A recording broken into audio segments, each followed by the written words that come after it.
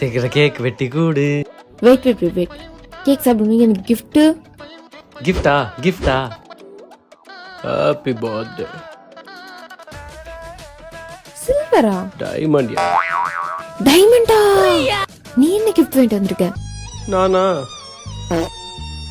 10 ரூபா பூ வாங்கிட்டு வந்திருக்கான் பிக்களிப்பே.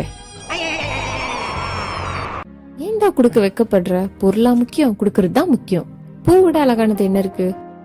காஸ்ட்லி கொடுத்ததான் கிஃப்டா? குடு குடு குடு.